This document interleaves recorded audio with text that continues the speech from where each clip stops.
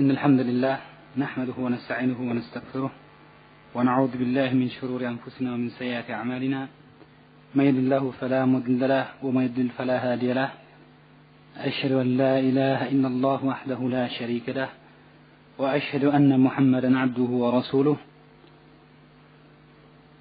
أما بعد فإن أصدق الحديث كتاب الله وخير الحج هدي محمد صلى الله عليه وسلم وشر الأمور محدثاتها وكل محدثة بدعة وكل بدعة في النار.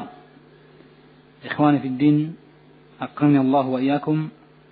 Alhamdulillah kita melanjutkan kembali pembahasan dengan kitab Syu'abul Iman karangan Imam Al-Baihaqi,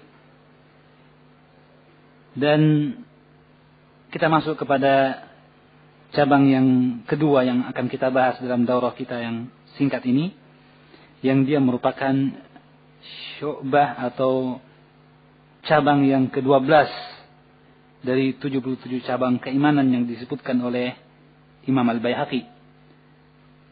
Tidak lain dia adalah Ar-Raja, wa huwa babun fir raja min Allah jalla jalaluhu, yang dia adalah bab tentang raja kepada Allah Subhanahu wa taala, pengharapan kepada Allah Subhanahu wa taala. Dan kita ingatkan sebelum memasuki pembahasan ini bahwa waktu tidak mencukupi bagi kita untuk membahas cabang yang ketiga, yaitu tawakal. Tetapi mudah-mudahan apa yang telah kita dapatkan dari uraian tentang khauf dan raja, takut dan harapan kepada Allah Subhanahu wa taala, telah menuntun kita untuk memahami perkara tawakal ini. Karena sesungguhnya seseorang yang takut kepada Allah, menyadari akan keterbatasan dirinya, dan cinta akan apa yang diberikan Allah kepadanya dari nikmat-nikmat, serta takut akan ancaman-ancaman Allah Subhanahu wa taala, yang semuanya menimbulkan rasa takut pada dirinya. Demikian pula yang berharap ampunan dari Allah Subhanahu wa taala, mengharapkan apa yang diinginkannya dari kebaikan, dan agar kebaikan tersebut tetap ada padanya, dan mengharapkan untuk dijauhkan dari apa yang dibencinya, dan jika terjadi diangkat darinya. Orang-orang yang seperti ini, yang memiliki khauf dan raja kepada Allah, pastilah ada padanya sifat tawakal. Ya. Karena sifat tawakal itu ada ketika seseorang menyerahkan semua urusannya kepada Allah. Dan seseorang akan semakin menyerahkan urusannya kepada Allah manakala dia tahu akan ketidakberdayaan dirinya, dan bahwa harapannya hanya ada pada Allah Subhanahu wa taala. Jadi kalau begitu, kita mengharapkan dengan penjelasan tentang khauf dan raja, mudah-mudahan telah tumbuh pada diri kita tawakal kepada Allah Subhanahu wa taala, sehingga uraiannya tidak sempat kita bahas pada daurah kita yang ringkas ini. Tetapi tentunya yang paling baik dari itu semua adalah pengamalan dan pelaksanaannya, ya. Adapun apa yang kita dapatkan dari uraian dan penjelasan tidak lain adalah dalam rangka nasihat-menasihati di antara kita, yang merupakan kewajiban muslim kepada saudaranya yang lainnya. Maka ikhwani fiddin, kita memohon bantuan Allah Subhanahu wa taala, dan dengannya kita masuk dalam bab raja min Allah jalla jalaluhu. Berkata Imam Al-Baihaqi, qala Al-Hulaimi rahimahullah, berkata Imam Al-Hulaimi, itu guru beliau, tentang penjelasan raja ini, wa huwa ala wujuhin, yang dia adalah dalam beberapa bentuk. Artinya bahwa takut itu datang dalam beberapa bentuk. Harapan itu datang dalam beberapa bentuk. Ini kata Imam Al-Hulaimi, guru dari Imam Al-Baihaqi, yang nantinya akan dijabarkan dengan lebih jelas apa yang disebutkan dari perkara tersebut. Wa huwa ala wujuhin, dan dia dalam beberapa bentuk. Ahaduha raja'un lidzifri bil matlub wal wusuli ilal mahbub. Bentuk raja yang pertama adalah harapan untuk meraih apa yang diharapkan apa yang dituntut atau dicari, harapan untuk meraih apa yang dicari, wal wusul ilal mahbub, dan sampai kepada apa yang dicintai.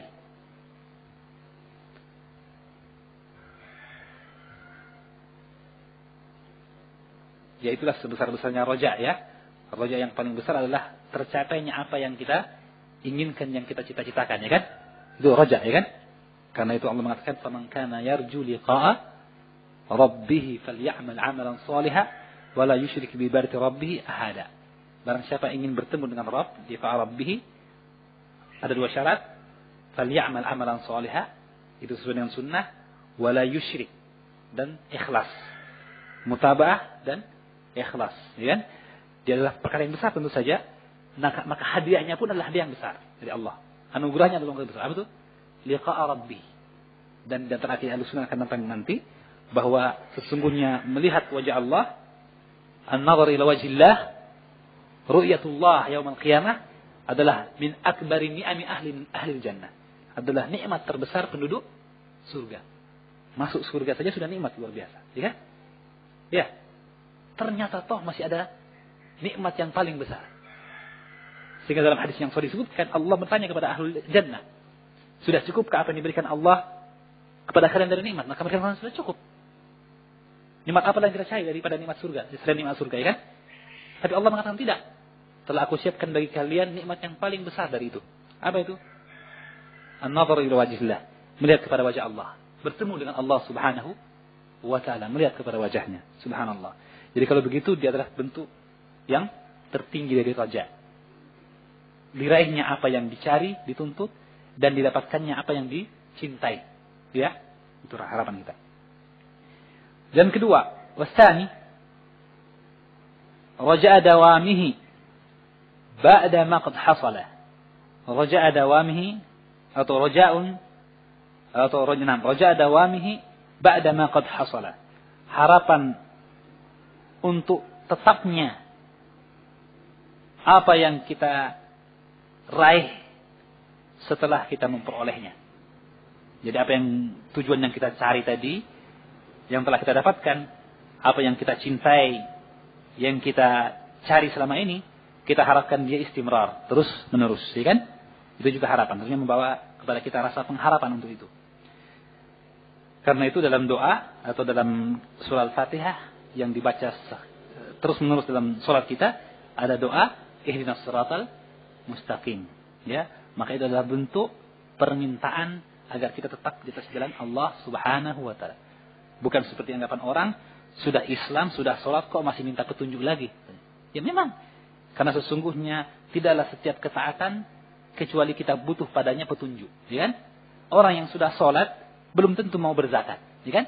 Maka kita butuh hidayah, minta hidayah terus, siap terus. Ya, dan minimal mempertahankan apa yang ada dari hidayah itu, ya kan? Yang ketiga, raja'u daf'in makruh wa sarfihi kay la yaqa. Harapan untuk ditolaknya apa yang tidak disenangi. Harapan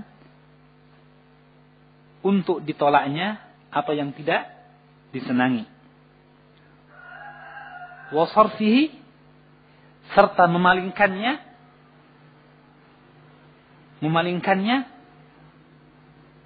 kay la yaqa, agar tidak terjadi. Agar tidak terjadi. Paham maksudnya? Ya? Paham ya? Jadi kita takut dari hilangnya harta gitu, ya, hilangnya seluruh harta kita misalnya, yang dia takut tabi'i, ya. Maka kita memohon kepada Allah agar kita berharap agar Allah menjauhkan dari kita segala musibah yang memberikan mudarat kepada harta kita, ya kan? Ya, itu yang kita harapkan. Dan kalaupun ternyata tetap terjadi hal itu, maka kita inginkan supaya dia dipalingkan. Ya, bahwa dia ketetapan yang pasti terjadi, tapi kita minta supaya dia dipalingkan dari kita. Artinya apa? Tidak mengenai kita. Ya, kalaulah ada azab, naudzubillah min dzalik, atau ada musibah yang akan menimpa suatu kaum, suatu kampung, ya, yang telah menjadi ketetapan Allah Subhanahu wa taala, kita berharap agar kita tidak termasuk dalam golongan yang tertimpa musibah itu. Meskipun kita adalah penduduk kampung itu. Ya kan? Maka kemalingan, soft, ya. Jadi tetap terjadi, tapi kita pun terselamatkan darinya. Ya. Atau yang keempat, ar-rabi, raja'u ad-daf'i wal imatati lima qad waqa'a. Harapan untuk ditolak dan dihapuskannya imatah, mematikan. Imatatul adza artinya membuang, menjauhkan, ya. Jadi harapan untuk ditolak dan dibuangnya, dijauhkannya apa yang telah terjadi dari perkara yang tidak kita senangi. Sudah terjadi. Kita berlindung supaya tidak sakit, ternyata sakit tidak. Sudah berusaha dengan asbab kauni menjaga kesehatan dan syar'i, yaitu memohon kepada Allah kesehatan. Toh masih sakit, maka kita mohon untuk kita berharap agar itu dijauhkan dari kita sembuh, ya. Maka ini 4 bentuk raja. 4 bentuk raja. Kemudian kata Syekh, wa kullu dzalika hasanun jamilun ala at-tafsil alladhi sa'adhkuruhu lid-du'a. Dan apa yang disebutkan dari perkara-perkara yang 4 ini semuanya adalah harapan yang baik. Hasanun jamil. Perkara yang baik menurut rincian yang akan kami uraikan nanti dalam pembahasan tentang doa. Kemudian wa idza istahkama ar-raja hadatha anhu min at-takhashshu' wa at-tadhalluli nahwa ma yahduthu 'anil khawfi idza istahkama. Kemudian perkara yang perlu diingatkan, bahwa jika sifat roja, sifat pengharapan kita dengan 4 tadi, sifat pengharapan kita kepada Allah ini, istahkama, telah kokoh, amrun muhkam, ya, mutkin, dia kokoh, sudah kuat roja itu dalam diri kita, ya, dengan karunia Allah Subhanahu wa taala, maka dia akan menimbulkan hadatsa anhu minat takhasyu' wat tadallul, maka akan terlahir darinya, timbul darinya takhasyu', sifat khusyuk, ya, sifat khusyuk, takhasyu', ketenangan dan ketundukan, wat tadallul, serta kehinaan diri, kehinaan, ya, seperti apa yang terlahir dari khauf, sifat takut, yang juga dia istahkama, yang juga kokoh. Artinya bahwa dampak dari roja itu sama dengan khauf. Jika seseorang memiliki sifat roja, maka akan timbul dari rojanya sifat seperti kalau dia khauf. Apa itu? Khusyuk dan tadallul. Ya. Kenapa? Karena itu tadi bahwa dia berkaitan dengan pengakuan akan kelemahan dirinya juga sebenarnya, sehingga dia berharap. Adapun kalau seseorang merasa bangga dengan dirinya, pedenya berlebihan, ya, maka dia akan berbuat dan meninggalkan tawakal di rumahnya. Ya. Jika dia kerja, maka dia kerja dengan sifat optimis yang berlebihan. Optimis bagus, tapi dia lupa dengan apa? Keadaan diri, bahwa dia bagaimanapun pandainya dalam bidang tersebut, bagaimanapun terampilnya dalam pekerjaan tersebut, bahwa toh semua terjadi dengan izin Allah Subhanahu wa taala. Ya. Maka kalau begitu, tidak boleh dia lepas dari tawakal. Tapi kalau kemudian dia lupa akan hal tersebut, dia mengangkat dirinya lebih dari kedudukannya, sebaliknya menganggap bahwa dia hanya butuh kepada Allah dalam perkara-perkara tertentu saja, ini mah masalah kecil, ya. Nanti kalau masalah berat baru kita minta tolong sama Allah, ya. Nanti akan ada di antara adab berdoa. Bahwa dalam berdoa tidak kita bedakan ketika kita berdoa keadaan kita meminta suatu perkara yang besar dan meminta suatu perkara yang kecil. Jadi ini susah, ya enggak? Ketika orang minta perkara yang besar, tentunya manfaatnya besar bagi dia. Maka hajatnya lebih besar, ya enggak? Ya. Nah, ketika minta suatu perkara yang kecil, dia merasa hajatnya kecil. Sehingga keadaannya pun menjadi keadaan yang tidak sekuat ketika dia mendapatkan perkara yang besar. Dan ini halal. Ini bentuk kekurangan sebenarnya. Kenapa? Karena sekecil apapun tidak akan sampai kepada kita kalau tidak diizinkan Allah, ya enggak? Ya.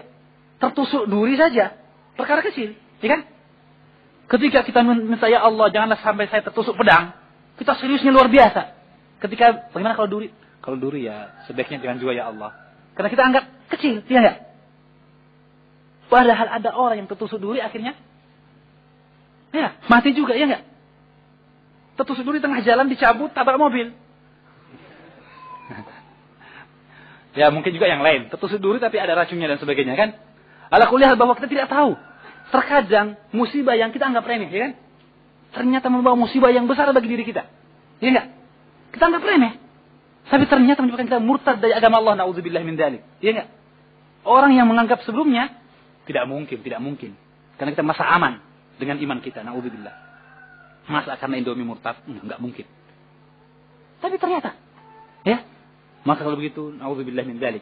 Kita hanya berlindung hanya kepada Allah dan mengharapkan agar dijauhkan kita dari musibah dan mara bahaya sekecil apapun. Ya kan? Kalau begitu, pantaskah kita membedakan dalam masalah permintaan? Kalau besar, tingkatnya juga besar. Kalau kecil, tingkatnya kecil. Pantaskah? Tidak. Karena itu toh bukan di tangan kita. Kita mungkin samakan, kita menganggap, kalaupun Allah tidak bantu, saya masih mampu. Ya kan begitu? Kita percaya pada kemampuan diri kita, na'udzubillah min dzalik. Ya kan? Sehingga menganggap kalau masalah kecil, ya mintanya pun juga tidak begitu serius. Ya. Maka ini perkara adab dalam doa. Kita akan datangkan nanti, akan disebutkan nanti keterangan dari Imam Al-Bahjah dalam masalah ini. Ya. Tapi intinya ikhwani fiddin, bahwa apa yang terlahir dari bentuk raja pengharapan kita, itu akan melahirkan sesuatu yang sama dengan masalah khauf. Ya. Dan bahwa dalam khauf tadi, ketakutan tadi, ya, bahwa takut yang paling tinggi adalah bahwa kita takut meskipun kita tidak merasakan atau tidak mendapatkan ancaman akan perkara seperti itu. Ya kan? Bahkan mungkin belum melihat kejadian orang yang melanggar ancaman. Ya. Dan juga kita tidak mendapatkan nikmat, ihsan, atau kurang merasakan kebaikan yang menimbulkan rasa takut. Meskipun begitu, tetap kita harus takut kepada Allah karena kita lemah dan tidak berdaya. Ya. Begitu pula roja, pengharapan kita.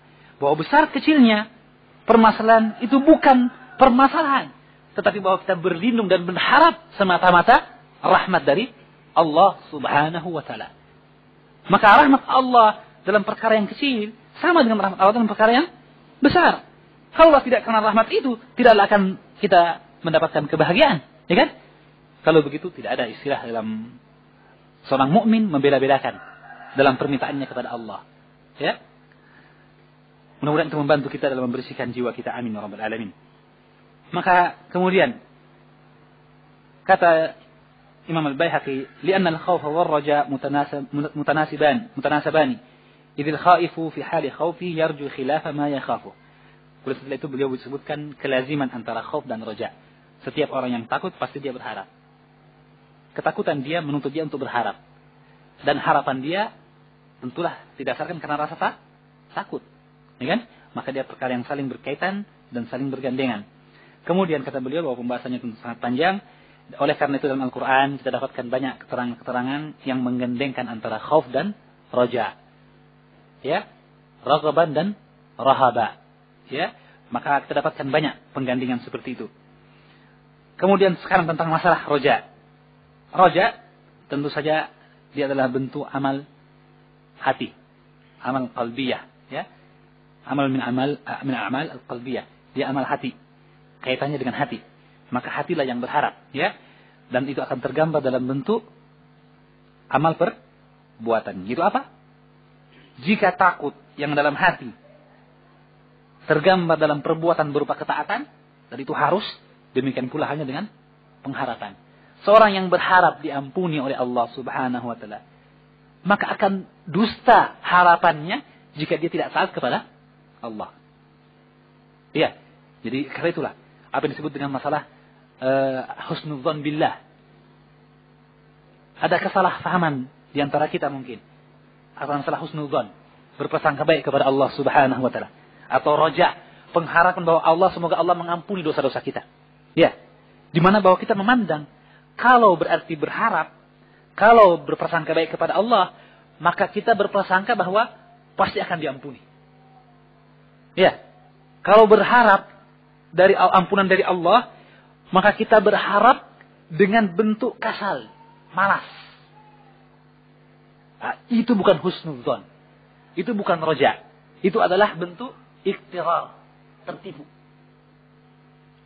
Jadi dia berbuat dosa, kemudian setelah itu dia berharap Allah masih mengampuni saya. Tapi terus dia berbuat. Ya kan? Itu adalah bentuk ikhtirar.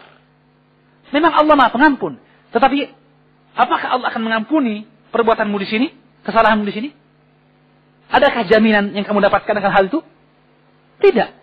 Sedangkan kita mengamalkan ketaatan saja, belum tentu ketaatan itu menjaga kita sebanding dengan nikmat yang diberikan Allah kepada kita. Apalagi durhaka, dosa kepada Allah. Apalagi dosa kepada Allah, apakah mampu? Karena dosa adalah pelanggaran, dan pelanggaran akan diadab. Maka itu adalah bentuk ikhtirar. Orang yang merasa yakin Allah Maha Pengampun, maka sesungguhnya jika dia tetap dalam maksiatnya, maka itu adalah bentuk ikhtirar, tertipu, ya, dan bentuk ajiz, ketidakberdayaan sama sekali, ya. Adapun roja yang benar, yang hakiki, husnul dzan billah yang benar adalah bahwa dia berharap untuk dijauhkan dari apa yang dibencinya, dan itu tidak lain adalah dengan mentaati Allah Subhanahu wa Ta'ala. Jadi orang yang takut akan dosanya atau orang yang berharap diampuni adalah orang yang beribadah. Adalah orang yang beribadah karena dia takut, karena dia minta diampuni oleh Allah, mengharapkan ampunan dari Allah SWT, maka dia beribadah kepada Allah Subhanahu wa Ta'ala. Bukan dia berbuat apa adanya. Bahkan lebih dari itu, dia giat beribadah kepada Allah. Bentuk giatnya dia beribadah, dia tidak mencukupkan seperti yang kita sebutkan dahulu tadi, ya, bahwa seseorang dalam ketaatan tidak menetapkan level tertentu dalam taatnya, ya, cukup saya standar taatnya seperti ini saja. Tidak, ya kan? Kenapa? Karena kalaupun dia datangkan ketaatan dengan level penuh, belum tentu dia selamat dari hisab di hadapan Allah, ya kan? Karena masalah nikmat tadi, syukur nikmat tadi. Kalaupun dia penuhi level taat itu, lalu mengapa pula dia mengambil standar taat yang dengan itu dia menganggap saya sudah selamat? Gak bisa, ya. Demikian pula pengharapan tadi, roja. Ketika dia minta ampunan dari Allah, mengharapkan ampunan, diharapkan dijauhi dia dari perkara yang dibencinya, yang tidak disenanginya, maka tidak bisa di sini dia hanya mencukupkan dengan standar tertentu dari ketaatan, dengan mengatakan standar ini sudah berhak mendapatkan bonus, sudah punya hadiah seperti ini, sudah dijamin bahwa dia akan mendapatkan ampunan. Subhanallah, di tangan Allah Subhanahu wa Ta'ala. Memang Allah Maha Pengampun, tetapi bahwasanya Allah mengampuni kepada siapa yang dia kehendakinya, yang dia kehendaki, dan bahwa kita diwajibkan untuk taat kepadanya. Kalau begitu, kita mengharapkan ampunan dengan taat kepada Allah Subhanahu wa Ta'ala, dan berusaha semaksimal mungkin memberikan ketaatan kepada Allah Subhanahu wa Ta'ala. Ya, jadi kalau begitu roja yang benar membawa atau menumbuhkan rasa amal. Ya, oleh karena itu beda antara keadaan kita dengan keadaan para sahabat. Para sahabat, berapa banyak di antara mereka disebutkan bahwa mereka dari ahlul jannah, ya enggak? Ya, disebutkan bahwa mereka ahlul jannah. Tidak usah ukur standar level taatan mereka, enggak usah. Tidak mungkin, ya kan? Tapi kalau kita mengatakan kalau begitu kan sudah selamat mereka. Qad jawazal khantarah. Ibarat jembatan mereka sudah di seberang sudah, ya kan? Namanya sudah ada. Ya. Sudah disebutkan bahwa mereka penghuni surga. Tapi kita lihat, apakah mereka lalai dari ketaatan? Apakah itu membuat mereka turun dari ketaatan? Subhanallah. Justru semakin mereka takut kepada Allah dan berharap untuk dijauhkan dari apa yang mereka takuti dari ancaman dan siksaan Allah. Ya enggak? Karena itu Umar bin Khattab radhiyallahu taala anhu, meskipun disebutkan namanya dalam Asyara Mubasysyirin bil Jannah, 10 orang yang dikabarkan dari penghuni surga, bahkan disebutkan oleh Nabi tentang dia adalah wazir, ya, pendamping Nabi sallallahu alaihi wasallam, afdalu hadhil ummah, orang yang paling utama dalam umatku, kata Nabi, selain para nabi dan rasul adalah apa? Abu Bakar dan Umar. Toh dia masih bertanya kepada Hudzaifah bin Yaman tentang dirinya, apakah saya ini termasuk bima sammakum Rasulullah, di antara orang-orang yang disebutkan oleh Nabi kepadamu dari orang yang punya kemunafikan? Subhanallah. Ya?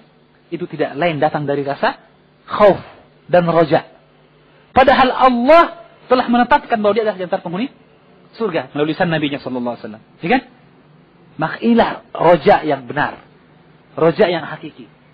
Adapun kita berharap ketika masih mencari, belum mendapatkan apa yang dituntut itu. Taat dan berharap. Dan ketaatan kita hanya berkaitan dengan apa yang kita tuntut itu. Kalau sudah terpenuhi apa yang dituntut, lupa. Ya. Ya. Orang yang berbuat suatu kegiatan, targetnya ini. Ketika selesai targetnya, selesai. Ya. Ada tugas bahwa untuk bulan ini diharapkan semua orang diberikan uang 100.000, diharapkan ini digunakan dengan cara yang sebaik-baiknya selama 1 bulan ini. Terserah, silahkan kepada ikhwaslunya, silahkan dengan cara apa yang jelas bahwa dia cara yang halal dan membawa kemanfaatan yang sebesar-besarnya bagi umat. Ya, temponya berapa? 1 bulan. Ya. Dan bagi yang melakukannya dapatkan bonus, hadiah. Ya. Maka kita dapatkan para ikhwah berlomba. Ya. Selesai 1 bulan. Apakah itu menjadi tabiat selanjutnya? Apakah itu menjadi tabiat selanjutnya? Belum tentu kan? Kebanyakan bahkan tidak lagi. Karena dia hanya beramal dengan tujuan 1 bulan itu. Setelah selesai. Ya. Seperti itulah puasa kita. Ya. Puasa bersungguh-sungguh kita beribadah dalam Ramadan. Ya. Dengan mengingat janji pahala dari Allah Subhanahu wa taala. Tapi sayang sekali kita hanya membatasi puasa itu pada puasa 1 bulan penuh. Setelah itu hari untuk memuaskan hawa nafsu dan keinginan 11 bulan berikutnya. Ya. Na'udzubillahi min dzalik. Ini contoh dari apa yang disebutkan dari bahwa kita menetapkan atau bentuk rojak kita belum shadiq. Pengharapan kita itu belum jujur. Karena kita betul mencari apa yang diinginkan. Tapi sesungguhnya bukanlah sekedar meraih apa yang diinginkan yang kita lihat. Tapi terjaganya kita dari apa yang kita khawatirkan. Ya. Dan ketika disebutkan bahwa seseorang masuk dalam jannah, masihlah belum aman dari adab Allah Subhanahu wa taala, ya enggak? Ya. Karena itu orang masuk neraka masih bisa masuk surga, ya. Ya enggak? Tapi tidak ada orang masuk surga masuk neraka. Ada? Setelah di surga masuk neraka dia. Tidak ada. Tapi orang masuk neraka karena kedurhakannya kepada Allah, tetapi ada padanya tauhid yang menyebabkan dia dikeluarkan dari neraka masuk ke dalam surga. Masih ada kan? Iya. Masih ada. Bahwa husul ilal matlub, meraih apa yang kita dapatkan, yang kita impikan ini tadi, seorang mukmin tidaklah melihat sekedar apa yang diraihnya tadi. Tapi yang adalah selamatkah dia dari apa yang mengancamnya? Ya? Sehingga ketika kita membawa si fulan dari ahlul neraka, ahlul jannah misalnya, ya kan? Tidaklah para sahabat merasa puas. Ya? Kenapa? Karena dari satu sisi taksir kita, kelalaian kita dalam mensyukuri nikmat Allah, ya kan? Ya. Banyaknya dosa dan kesalahan yang kita perbuat. Satu sisi. Sisi yang kedua, bahwa masuknya neraka kita, apakah aman dari neraka? Maksudnya kita surga, apakah aman dari neraka? Tidak ada yang tahu. Ya kan? Tidak ada yang tahu. Karena kan kita muqassir. Kullu bani Adam khata'. Tidak dikecualikan Umar bin Khattab dan Abu Bakar as-Siddiq. Ya kan? Ketika telah disebutkan bahwa matlubnya sampai, pasti masuk surga. Tapi pertanyaannya, apakah selamat dari adab Allah Subhanahu wa taala neraka? Belum tentu kan? Artinya untuk bukan perkataan dari Umar bin Khattab dan Abu Bakar as-Siddiq, artinya kita ini. Ya kan? Katanya kita ini. Masih ada sifat ketakutan dalam diri kita akan apa yang kita khawatirkan. Kalau begitu, itu menuntun kita untuk terus-menerus taat kepada Allah Subhanahu wa taala. Jadi, husul ilal matlub itu membantu kita untuk berbuat lebih baik. Tapi yang diinginkan bukanlah target 1 bulannya. Ya kan? Yang diinginkan adalah bahwa di lain kesempatan pun kita selalu berbuat apa yang memberi kemanfaatan terbesar kepada umat. Ya? Dan bahwa bukan berarti nanti dikasih uang 100.000 baru mau berpikir bagaimana cara nanti dibantu modal gitu, baru mau untuk membuat proyek yang memberikan kemanfaatan kepada kaum muslimin, tidak kan? Ya. Kalau perlu dia keluar uang sendiri gitu. Tidak perlu dapat subsidi. Kenapa? Toh yang diinginkan adalah ridha Allah dan aman dari siksa Allah Subhanahu wa taala. Ya. Maka ini mengantar kita untuk terus-menerus dalam ketaatan kepada Allah Subhanahu wa taala. Maka keterangan-keterangan Al-Quran dan As-Sunnah menunjukkan bahwa khauf dan roja digandengkan dalam ayat-ayat yang banyak. Dan oleh karena itu, perkara yang penting kita tegaskan, apa yang disebutkan oleh Imam Al-Hulaimi, menjelaskan sisi lain tentang masalah roja. Jadi setelah disebutkan tentang masalah roja, kaitannya dan sebagainya, juga diingatkan tentang ayat-ayat. Dibawakan ayat-ayat tentang masalah roja, ya. Dan itu sama kita ketahui insyaallah kata berkaitan dengan masalah khauf juga, ya. Maka beliau sebutkan sisi yang lain yang menguatkan bahwa masalah roja masalah yang disyariatkan. Masalah yang disyariatkan, ya.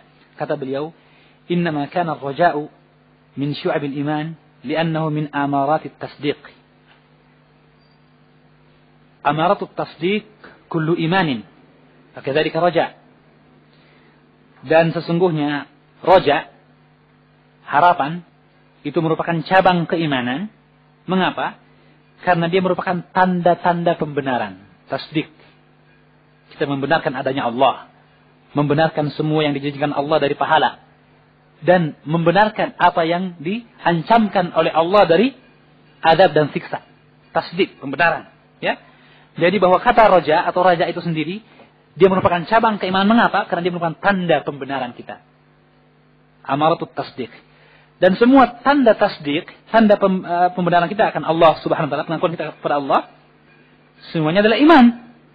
Maka demikian pula roja. Kalau begitu roja pun iman. Jadi dia bawakan sisi pendalilan. Mengapa roja bagian dari cabang keimanan. Kemudian beliau tegaskan, dan ini inti pokoknya kata beliau. Wa yubayyinu ma qulnah, dan menerangkan apa yang kami katakan ini, artinya sisi pendalilannya, wajib istidlalnya, keterangan yang menunjukkan akan hal tersebut, anna man la yusaddiqu bi anna lahu rabban amruhu biyadihi wa huwa ala ma yasha'u qadir la yarjuhu. Sesungguhnya barang siapa yang tidak membenarkan, tidak mengakui, tasdik artinya ikrar, pembenaran, pengakuan, ya. Barang siapa yang tidak mengakui bahwa dia memiliki Allah Rabb yang di tangannya segala perkara, wa huwa ala ma yasha'u qadir, dan bahwa Allah Rabb pencipta ini mampu untuk berbuat apa saja yang dia kehendaki kepada hambanya, ya. La yarjuhu, maka dia tidak akan mungkin berharap kepada Allah. Artinya, seseorang, misalnya seorang ibu, ya, yang dia menaruh harapan kepada anaknya. Suatu saat kelak anaknya akan meneruskan usaha orang tuanya, ya kan? Ya, ini harapan kan ini? Menaruh harapan. Orang tua menaruh harapan kepada anaknya. Maka tentunya jika sang ibu tidak mengakui itu anaknya, ya, ragu bahwa itu anaknya itu bukan, gitu ya. Bukan karena masalah nasab boleh jadi, tapi karena apa? Kok tidak taat gitu loh, ya.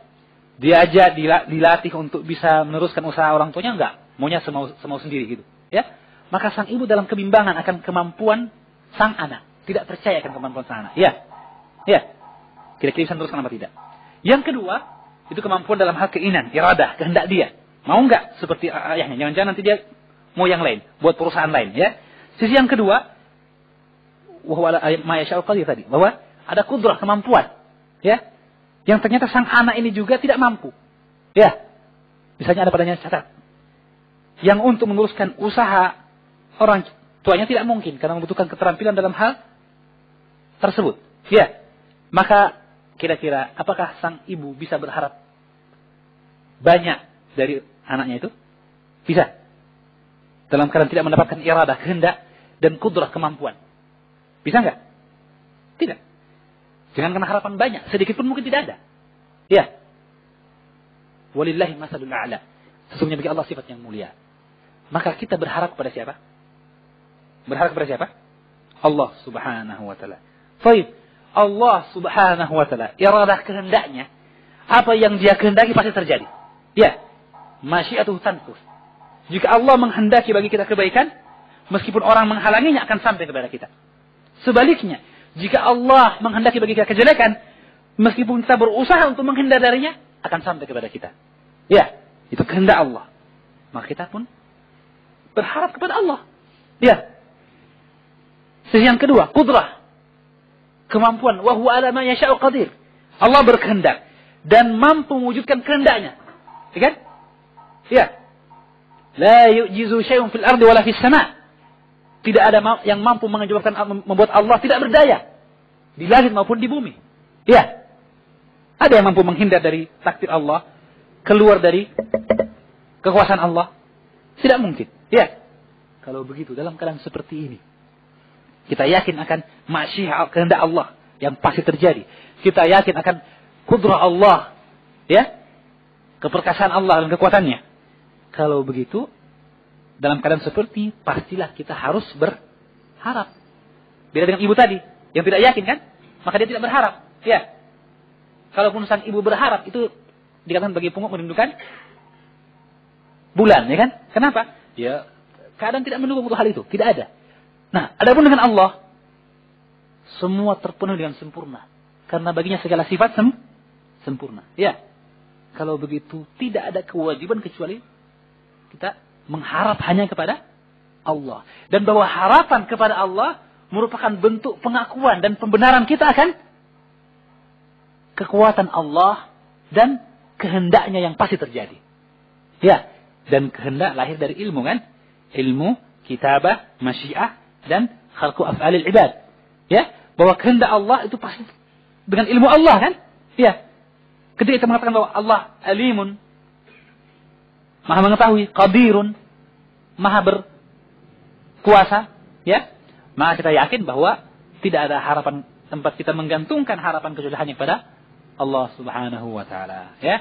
Jadi kalau begitu dari sisi ini, di samping keterangan syariat menunjukkan wajibnya rujuk, mengharap tadi, raja, juga keterangan bahwa kita adalah hamba Allah dan harus bergantung kepada yang maha kuat, ya, maha perkasa, maka semakin menuntut kita untuk raja. Jadi ibarat kata orang, kata kasarnya, tidak perlu diberitahu, tidak perlu dijelaskan dalilnya tentang roja, manusia harusnya tahu. Ya, bahwa dia harus mengharapkan hanya kepada Allah. Tidak boleh berharap kepada selain Allah. Ya kan? Karena semua terjadi karena kehendak Allah, bukan karena kehendak makhluk. Ya, dan bahwa semua terjadi pasti karena Allah qadir, mampu. Beda dengan makhluk yang mungkin mampu, mungkin tidak, ya kan? Dan itu tergantung dari izin Allah Subhanahu wa taala. Ada orang yang punya kekuatan mampu mencelakakan kita. Sudah berusaha, tapi tidak diizinkan Allah Subhanahu wa taala. Maka kudrah Allah yang meliputi segala sesuatu. Jadi, kata Syekh, fa innahu minal mawjudi bainana anna kulla abdin fa innama ya'malu al-khaira min qibali malikihi. ولا يأمله حتى يعلم أن مالكه قادر على إيصاله إليه. Menjelaskan hal tersebut tadi, kata Syekh, sesungguhnya adalah perkara yang ada di antara kita, minal mawjudi bainana, artinya waqi', kenyataan yang ada pada kita menunjukkan bahwa setiap hamba, setiap budak, fa innama ya'malul khaira min qibali maliki, sesungguhnya dia hanyalah mengharapkan kebaikan dari majikannya. Ya, jelas ini. Seorang budak, hamba sahaya itu hanyalah mengharapkan kebaikan dari majikannya. Wala ya'malahu, dan tidaklah mungkin dia mengharapkan kebaikan itu dari majikannya kecuali jika dia menyadari dan mengetahui bahwa majikannya mampu untuk memberikan itu kepada dirinya. Ya enggak? Ya enggak? Ya. Sebab kalau tidak akan berkurang sisi rojanya. Seorang budak punya majikan. Majikannya orang kaya, tentu saja dia budak. Dia dibeli kan? Ya. Dia mengharapkan apa kebaikan dari majikannya? Di antaranya adalah gaji yang bagus. Ya. Tapi ternyata majikannya apa? Pelit. Ya. Tidak punya kehendak untuk memberikan kebaikan itu. Pelit. Ya kan? Maka kira-kira kuatkah harapan sang budak kepada majikannya? Tidak. Cuman dia tunduk karena dia adalah hamba, ya kan begitu. Adapun harapannya, aduh susah lah diharapkan. Ya. Tidak didolimi saja lumayan. Tidak dipukuli, dicambuk, disetrika sudah saja lumayan. Apalagi mau dapat gaji banyak, ya kan? Jangan. Ya. Karena dia apa? Kehendaknya tidak ada, irada nggak ada. Thayyib. Taruhlah, ternyata sang majikan ini majikan yang baik. Kalau dia pakai baju, bajunya pun seperti baju pembantunya. Apa yang dia makan seperti makanan pembantu. Majikan dia bagus, ya kan? Maka sang budak mengharapkan dari majikannya kebaikan yang lain, kan? Kebaikan yang lebih, kan? Namanya kebaikan, orang ingin yang lebih baik terus, ya kan? Ya. Tapi ternyata sang majikan hidupnya pas-pasan juga. Ya. Maka dia mengatakan ketika ketemu dengan ada arisan para budak, ada arisan para budak, mereka bicara, "Woi, majikan saya pelitnya luar biasa." Kata yang satu, "Wah, kalau gitu kamu sengsara dong kalau pelit." "Iya, kalau saya kalau majikan saya tidak. Orangnya dermawan sekali. Wah, ringan tangan, suka membantu sebagainya." Subhanallah. Berkata yang tadi, "Wah, enak kamu dong. Berarti kamu kaya." "Oh, enggak. Majikan saya dermawan tapi tidak punya uang." Paham? Punya keinginan tapi tidak punya kemampuan, ya kan? Akhirnya sang budak tidak kaya juga. Ya. Nah, itulah gambaran yang ada di antara kita, ya kan? Bahwa jadi sangat bagus gambaran yang disampaikan oleh Syekh di sini. Bahwa tidaklah seseorang budak mengharapkan kebaikan dari majikannya kecuali dia meyakini bahwa majikannya itu mampu memberikan kebaikan tersebut padanya. Ya. Fadalla dzalika ala anna ta'liqal 'abdi 'amalahu billahi ta'ala tasdiqun minhu bihi. Maka ini menunjukkan ketika seorang hamba menggantungkan harapannya kepada Allah Subhanahu wa taala, berharap kepada Allah, itu berarti bahwa dia yakin akan kemampuan majikannya. Dia percaya, siqatan billah, percaya betul kepada Allah bahwa Allah mampu melindungi dia dari bahaya, mampu memberikan kepada dia kemanfaatan, ya kan? Tidak ada batas yang membatasi Allah Subhanahu wa ta'ala. Maka di samping pembenaran tersebut juga pembenaran bimulkihi wa qudrati wa judihi juga merupakan bentuk keyakinan dia, pengakuan dia akan kekuasaan sang raja, ya, bahwa dia bukan raja boneka, ya. Raja boneka hanya dipasang saja. Adapun yang mengendalikan para pembisik, ya kan? Jadi kalau begitu kekuasaannya kekuasaan semu, ya. Tapi ini tidak. Ketika dia berharap, seorang ketika berharap kepada raja yang seperti itu, harapannya kecil, kan? Malah dia lebih enak berharap kepada para pembisik daripada kepada sang raja. Karena ternyata sang raja disetir oleh para pembisik, ya, ya kan? Baik. Tapi ini ketika dia berharap sepenuhnya kepada Allah, berarti dia yakin akan kekuasaan Allah. Huwallazi yatasarrafu wahdah fi milkihi wa sultanih. Dialah Allah yang berkuasa, berkehendak, berbuat apa saja dalam kerajaan dan kekuasaannya, ya enggak? Jadi pembenaran akan kebaikan yang ada pada Allah, siqahnya, keyakinannya, juga pengakuan akan kekuasaan Allah Subhanahu wa taala, wa qudratihi, dan kemampuan Allah, wa judihi, dan jud, kedermawanan Allah Subhanahu wa taala, bahwa Allah memberikan dan penyayang. Karena itu maka dia berharap. Adapun orang yang pelit seperti tadi, maka harapan kita kepadanya sulit. Ya, itu pelit. Apalagi kalau syuh, yang dia bukan bakhil. Syuh derajat yang lebih jelek daripada bakhil. Kalau bakhil, dia tidak mau mengeluarkan apa yang ada pada dia dari kebaikan. Tidak mau berkurang kebaikan yang ada pada dia.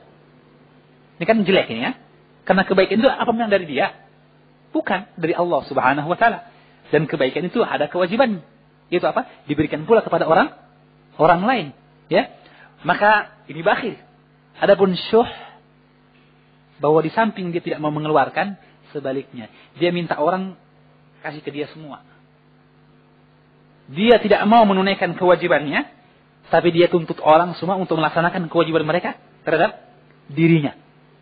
Dengan kata lain, dia minta haknya dan tidak peduli dengan pelaksanaan kewajibannya. Itu apa tuh? Syuhan muta'. Ya, jadi dikatakan oleh Nabi dalam hadis yang sahih bahwa dia adalah perkara yang ittaqud dzulma fa inna dzulma dzulmatun yaumil qiyamah wattaqush syuha fa inna syuha ahlaka man kana qablakum hamalahum ala an safaku dima'ahum wastahallu maharimahum. Bahwa disebutkan kezaliman dan syuh, kebakilan yang tadi itu, ya. Dan kata Nabi sallallahu alaihi wasallam hadis yang sahih bahwa perkara ini telah membinasakan umat terdahulu, yaitu minta ditunaikan haknya dan tidak mau melaksanakan kewajibannya. Ingin supaya apa yang ada pada orang dari kebaikan larinya ke dia, sementara dia sendiri tidak mau menyisihkan kebaikan itu kepada orang lain. Ini adalah syuh, dan syuh ini kata Nabi disebutkan hal tersebut adalah ahlaka man kana qablakum, membinasakan umat terdahulu. Dan disebutkan pula bahwa bentuk binasanya bagaimana? Membawa mereka untuk safaka dima'ahum, menumpahkan darah. Iya. Ya, karena saling berebut harta kan? Ya, karena masing-masing ingin meraih, menumpukan harta sebanyak-banyaknya, maka terjadi pembunuhan, perampokan dan sebagainya kan? Hamalhum alastahallu safaku dimahum wastahallu maharimahum, menghalalkan maharim para wanita apa yang diharamkan Allah dan menumpahkan darah yang diharamkan Allah Subhanahu wa taala. Maka kemudian disebutkan fawajib an yakuna dzalika imanan kasairi ma yuharriku alaihi at-tasdiq. Kalau begitu maka dia roja itu pastilah merupakan bentuk iman, ya kan? Kalau memang demikian keadaannya berarti dia iman. Apa itu iman? Tasdik. Ya kan? Iman itu tasdik, pembenaran. Ya. Dan bahwa seorang ketika dia berharap, itu adalah berarti dia percaya kepada siapa yang dia bergantung kepadanya. Bergantung kepada Allah, maka dia yakin akan kemampuan Allah Subhanahu wa taala, kekuasaannya. Ya. Maka kalau begitu, dialah bentuk pembenaran, tasdik. Oleh karena itu, orang yang mengakui dan beriman kepada Allah, pastilah dia meminta kepada Allah. Artinya bahwa ciri keimanan itu adalah apa? Banyaknya kita meminta kepada Allah. Ya. Karena Nabi mengatakan hadis Nu'man bin Bashir, ad-du'a wal ibadah. Doa adalah ibadah. Artinya apa? Ya. Imma dia dalam bentuk yang disebutkan dalam hadis al-hajju arafah, haji adalah arafah. Artinya bahwa haji itu banyak amalnya, tapi intinya adalah pada arafah. Atau bahwa dalam arti bahwa ad-dinun nasihah, bahwa agama adalah nasihat, dan bahwa nasihat itu adalah bentuk dari agama keseluruhannya. Jadi kalau begitu, demikian pula doa wal ibadah. Doa adalah ibadah. Bahwa tidak ada ibadah tanpa adanya doa. Dan bahwa hakikat daripada ibadah adalah doa. Doa itu kenapa?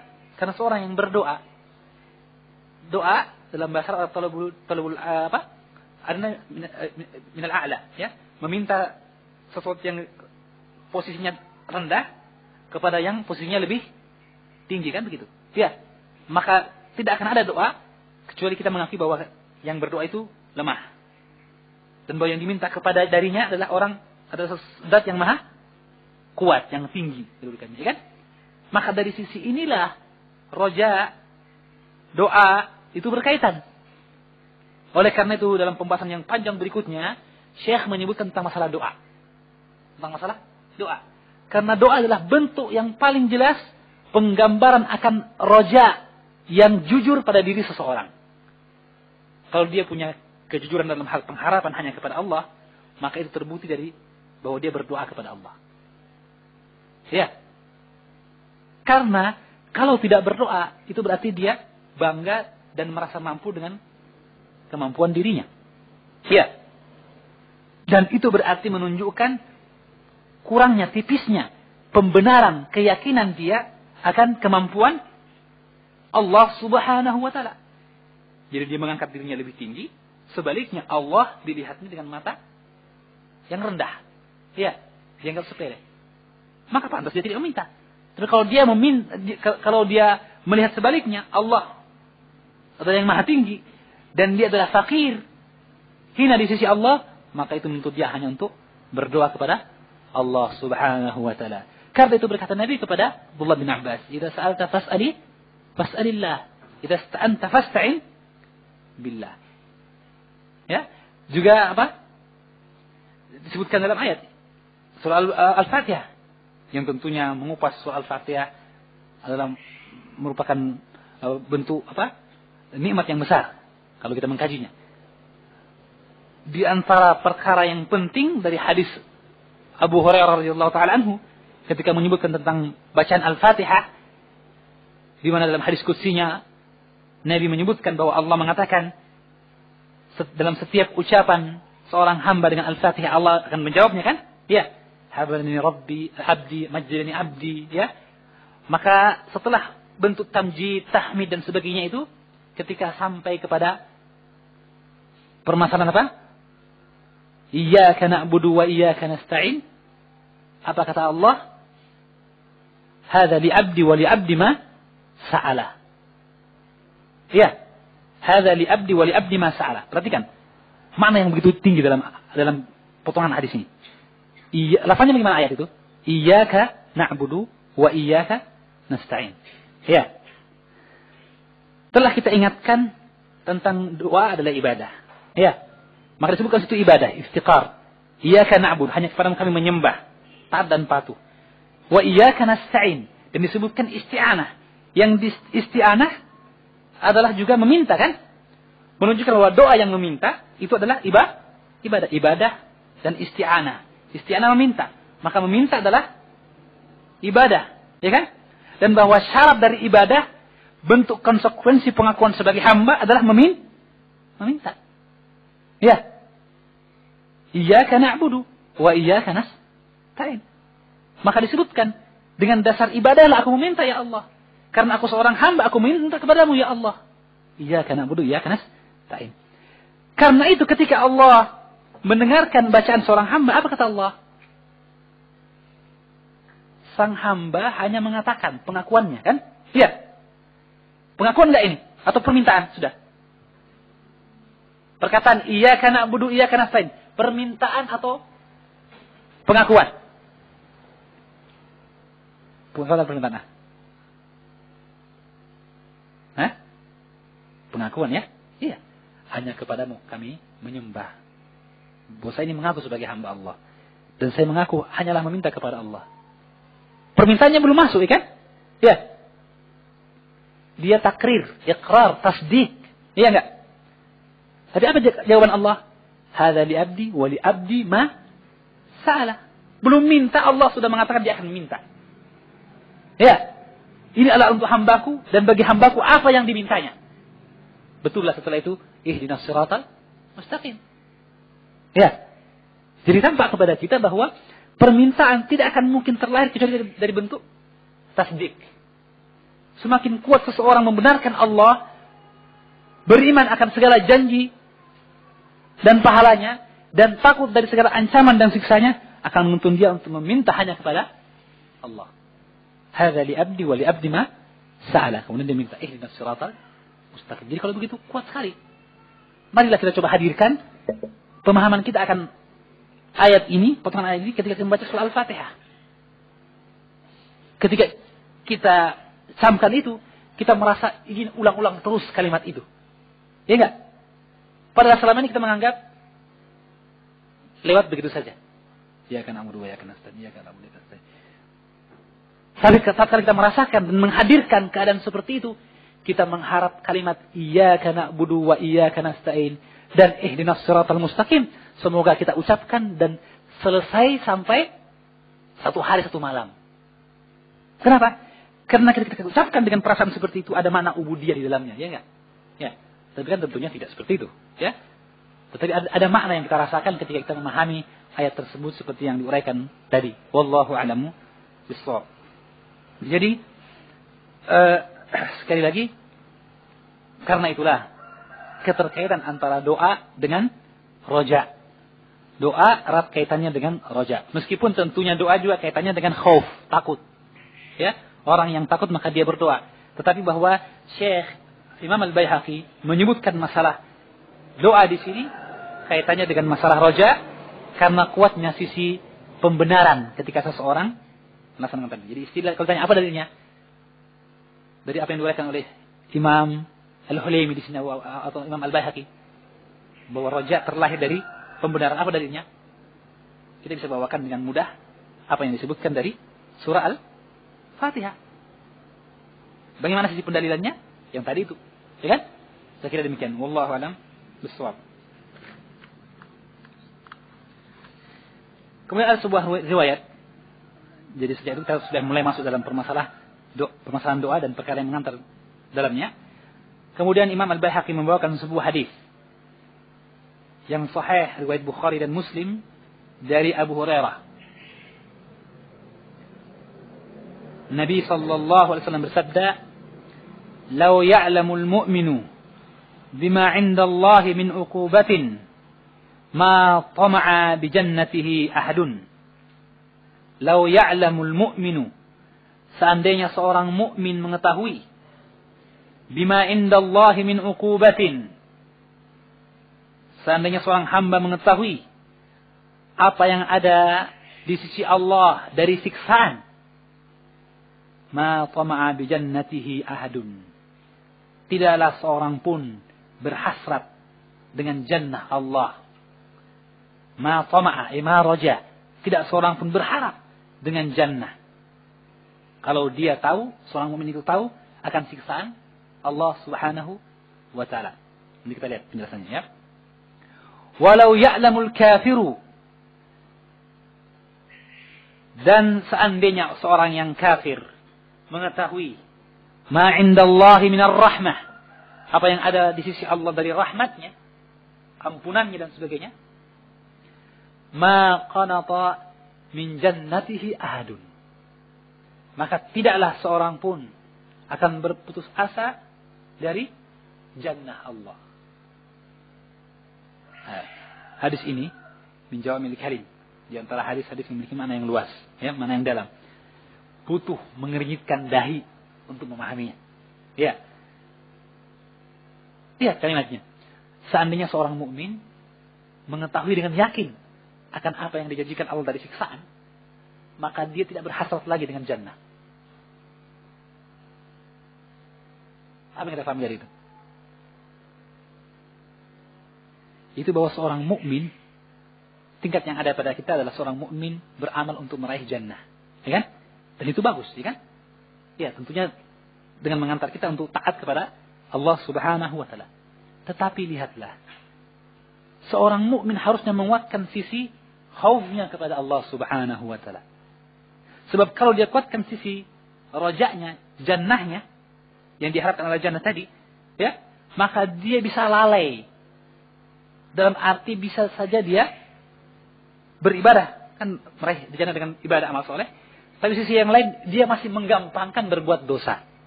Iya enggak? Menggampangkan berbuat dosa. Karena target dia adalah jannah. Oh, jannah surga dengan segala kenikmatannya. Dan itu diraih dengan ketaatan, maka dia pun berbuat taat. Tapi masalah dosa, dia akan, ya, kalaupun yang dia jauh dosa besar, dosa kecil dia bilang enggak lah, dosa kecil. Ya, masih masuk surga juga nantinya. Ya.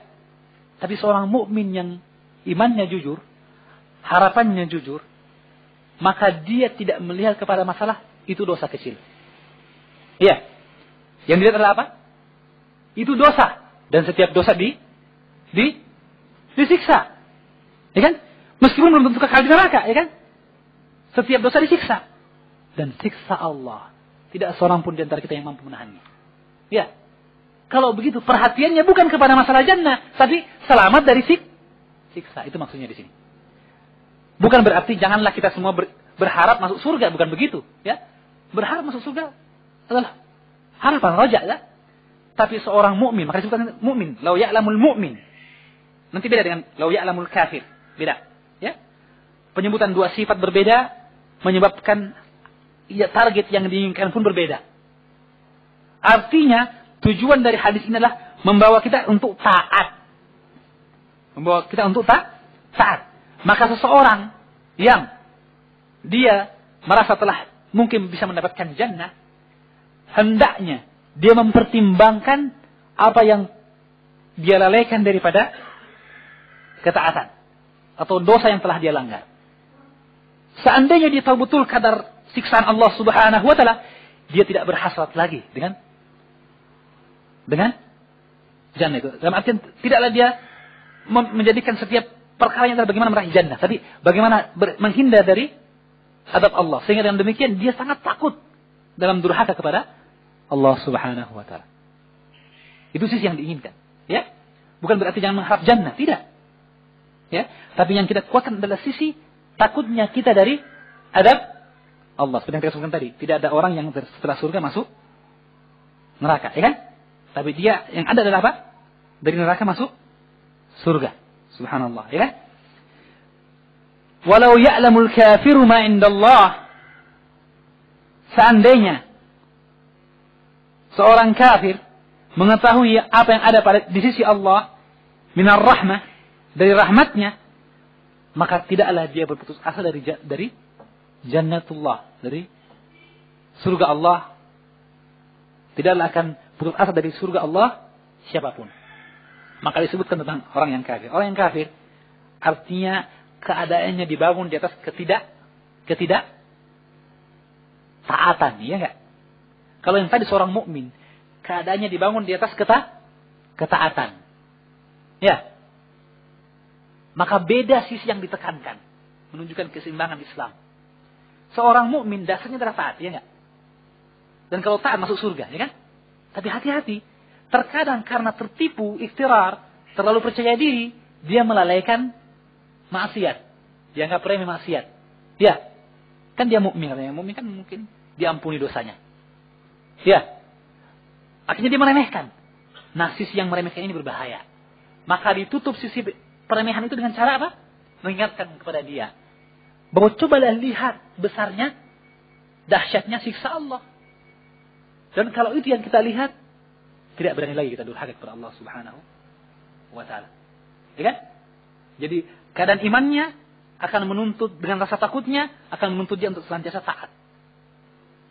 Tidak bangga dengan iman yang ada pada dirinya dan tidak merasa aman dari makar Allah Subhanahu wa taala. Sebaliknya orang yang kafir. Orang yang kafir, tatkala keadaannya seluruhnya adalah durhaka kepada Allah. Ya. Menyelisih ketaatan kepada Allah Subhanahu wa taala. Dan perkara ini adalah perkara yang luar biasa. Apa yang harus dituntut pada mereka? Yang diperkuat adalah sisi roja. Sisi rahmat. Yang harus dikuatkan. Karena kadang kalau kita sebutkan, dia sudah kafir. Dalam keadaan disiksa kan?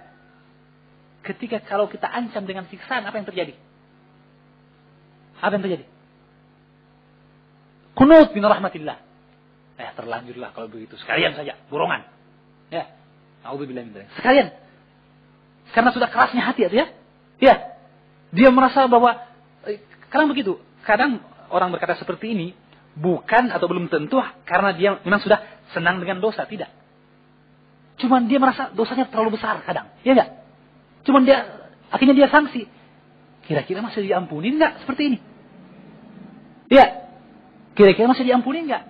Nah, kalau peluang tidak diberikan, ya, rahmat Allah tidak disampaikan kepadanya, disampaikan ayat-ayat ancaman terus kepada dia, ya, tidak disampaikan ayat-ayat tentang roja, apa yang terjadi? Dia khawatirkan dia berbuat dosa. Dia boleh jadi dia berbuat dosa dalam keadaan dia tidak sadar akan dosanya.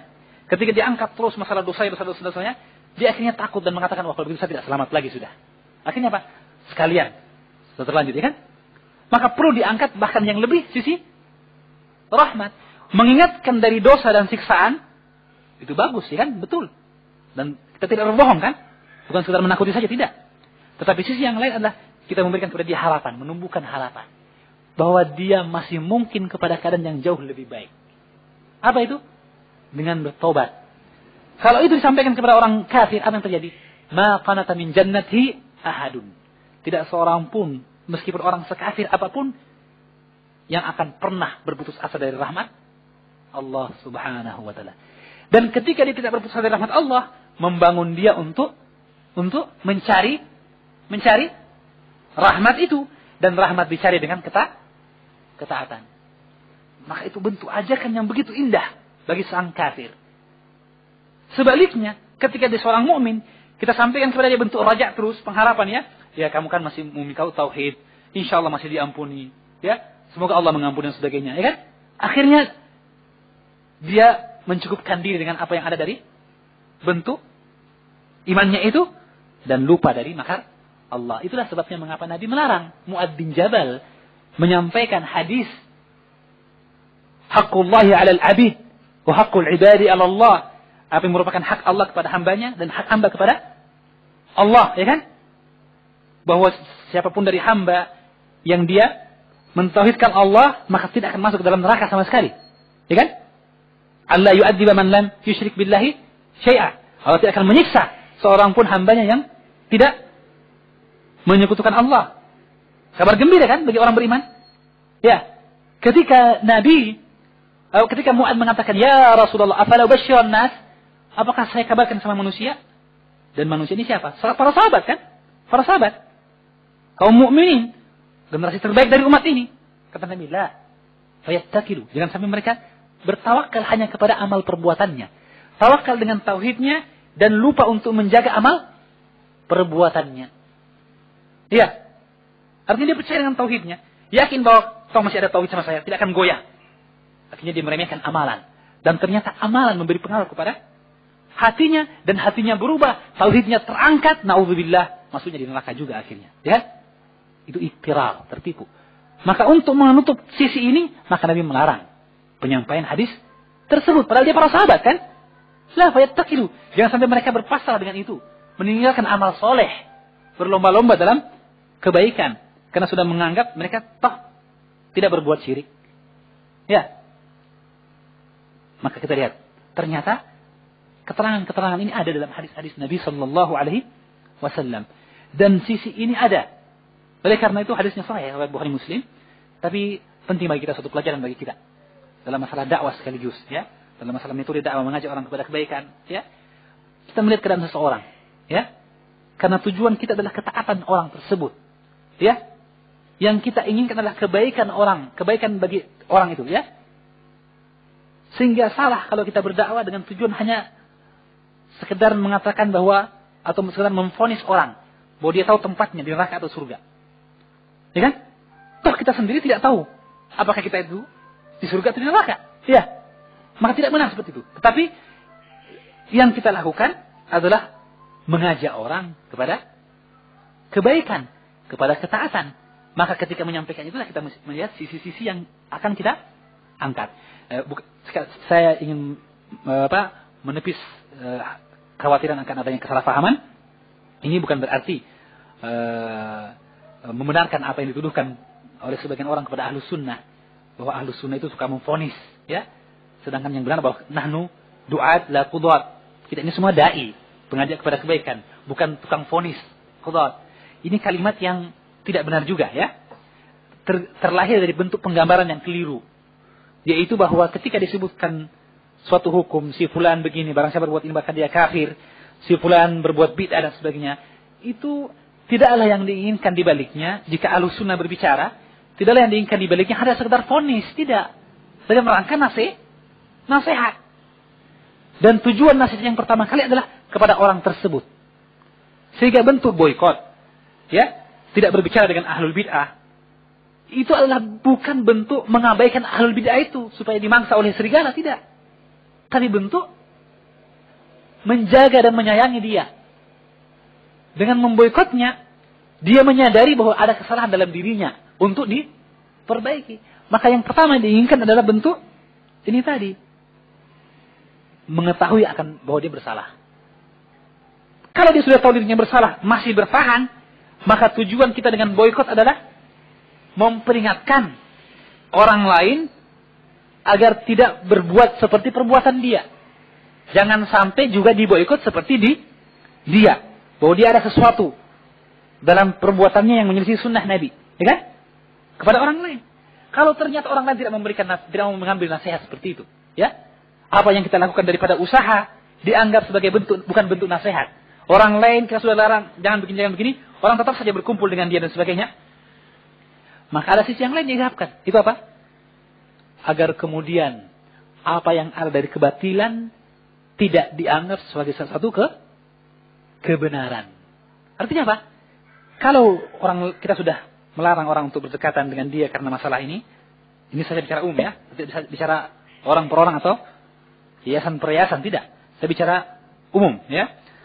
Kalau ternyata setelah kita ingatkan orang ini, nasihati, tidak berubah, kita boikot dalam rangka nasihat kepadanya, ya, tidak berubah juga. Kita boikot agar orang lain menyadari bahwa orang ini ada kesalahannya dan tidak ikut dalam kesalahan orang tersebut. Juga ternyata orang tidak mau ikut, ya, mereka tetap jalan ke sana. Maka kita mengatakan, kalau begitu kita pergauli saja dia dengan baik. Karena faedah dari boikot di sini tidak ada, ya. Itu dari satu sisi, ya kan? Tapi ingat, ada sisi yang lain harus diperhatikan. Sisi yang ketiga, yaitu apakah dengan kita meninggalkan boikot karena ternyata tidak ada faedahnya di sini, dia tidak kembali juga, dan bahwa orang lain juga tidak memperhatikan, ya. Sekarang, ketika kita menyambung dengan dia kembali, apakah bentuk penyambungan kita tidak menyebabkan apa yang ada dari kesalahan itu dianggap sebagai suatu kebenaran? Apa maksudnya? Kalau begitu, kalau muamalah kita kembali dengan dia ternyata mengaburkan makna, apalagi kalau kita bermuamalah dengan dia tapi tidak pernah menegur, tidak pernah mengingatkan, ya. Yang penting tidak boleh boikot. Setiap ketemu assalamualaikum, assalamualaikum. Tapi tidak pernah nasihati juga, tidak pernah bicara lagi. Kita sudah nasihati dulu kok, gitu. Nggak diingatkan terus. Kan bahwa nasihat tidak ada batasannya kan? Targetnya adalah orang itu mau kepada kebaikan, itu targetnya, ya kan? Maka kita harusnya menasihat terus. Tapi kita tinggalkan juga. Kita bermuamalah dan meninggalkan berbuat nasihat padanya. Maka ada sisi yang lain. Yang karena itu syariat memerintahkan kita untuk tetap memboikot. Mengapa? Karena apa yang ada darinya dari kesalahan, dengan tidaknya kita menerapkan boikot itu menjadi satu bentuk tabrir, pembenaran. Terbukti kita mendiamkan. Mungkin pernah dulu menasihati kan? Tapi sekarang sudah merasa capek atau dan sebagainya. Nanti lama-lama dia tahu juga. Tidak. Memang tidak bisa dijalankan boikot karena tidak ada pengaruhnya di sini. Tapi itu bukan penghalang bagi kita untuk tetap menyampaikan kebenaran dan mengingatkan dia dari kesalahan itu. Sebagaimana kita mengingatkan orang lain.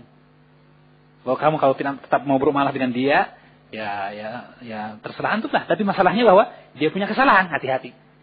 Dan itu bukanlah bentuk gibah yang terlarang. Ya. Nah, ini sisi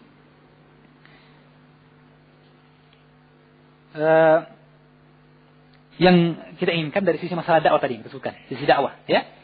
Bahwa ternyata kita dalam berdakwah di jalan Allah Subhanahu wa taala melihat apa-apa yang ada di mana Nabi menjelaskan untuk orang mukmin kuatkan sisi khauf. Sedangkan orang yang kafir kuatkan sisi roja. Oleh karena itu, kita dapatkan keterangan-keterangan dari para salafus saleh tentang masalah seorang yang akan meninggal, ya. Mana yang harus dilakukan pada seorang itu? Mana yang kuat? Khauf atau rojanya? Dan yang benar dari perkataan para ulama bahwa seseorang dalam kehidupannya maka dia menguatkan khaufnya. Dan dasarnya adalah apa nih? Hadis Nabi ini. Jadi dikuatkan sisi khaufnya. Dikuatkan terus. Walaupun juga harus ada roja tentunya. Dan tidak terlahir khauf kecuali dari roja juga, ya kan? Tapi sisi khaufnya dikuatkan. Ketakutan itu ditanamkan betul, ya. Takut hanya kepada Allah Subhanahu wa taala yang mengantar dia untuk taat kepadanya. Ketika dia akan wafat, ketika dia merasa pada akhir usianya, maka ketika itu dia menguatkan sisi roja. Dan itu yang dirojikan oleh Syekh Ibnu Utsaimin dalam fatwanya rahmatullahi alaihi. Kuatkan sisi roja. Itu apa? Kita telah berusaha semampu kita dalam ketaatan. Tapi kita yakin bahwa ketaatan itu belumlah sebanding dengan apa yang merupakan kewajiban kita dari syukur nikmat. Apalagi mampu untuk menjadi penyeimbang bagi dosa yang kita lakukan. Tidak mungkin, ya. Tapi ya Allah, hanyalah rahmataka arju. Hanyalah rahmatmu yang aku harapkan. Dan aku berhusnudzon kepadamu. Maka ketika itulah kita berhusnudzon. Dan itulah sabda Nabi, ana inda dalam hadis qudsiynya bahwa Allah berfirman dalam hadis qudsiynya, ana inda dhanni abdi bi falyadhunnu bima syaa. Aku dalam persangkaan hambaku kepadaku, maka bersangkalah dia semaunya. Falyadhunnu bima syaa. Yang dalam tafsir Ibnu Hajar Al-Asqalani dia mengatakan bahwa yang dimaksud adalah roja. Ada tafsir yang lain, ya, dari Imam Al-Khattabi, Ibnu Battal, yang dia mengatakan bahwa maksudnya saya tergantung persangkaan hambaku, artinya kalau dia minta saya kabulkan. Kalau dia berlindung saya lindungi. Ya. Tapi kata Ibnu Hajar bahwa yang benar bahwa adalah dalam bentuk amal wa raja, pengharapan. Apapun yang dia harapkan akan aku berikan. Diharapkan untuk diampuni, maka aku ampuni. Diharapkan mendapatkan rahmat Allah, maka akan aku berikan rahmat tersebut. Ana inna dhanni abdi bi.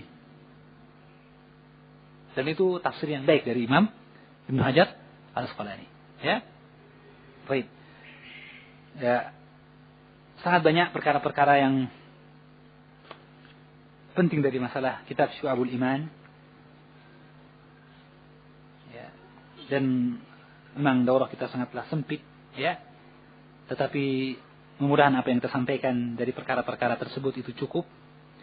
Dan tentunya apa yang kita uraikan ini tidak berguna seandainya kita tidak melaksanakan apa yang disebutkan oleh Imam Ibn Taimiyah rahmatullahi alaihi dalam Majmu' Fatawanya, di mana dia mengatakan bahwa yang bagi lil abdi an yakuna lahu majlisan, sepatutnya bagi seorang hamba untuk memiliki sebuah majlis, suatu keadaan di mana dia yakhlu bi nafsihi, yang dia berkhalwat dengan dirinya dan memikirkan apa yang ada pada dirinya dari ketaatan, ketakutan dan harapan kepada Allah Subhanahu wa taala, dan memikirkan akan kebesaran Allah dan keagungannya dan kehinaan diri dan keterbatasannya.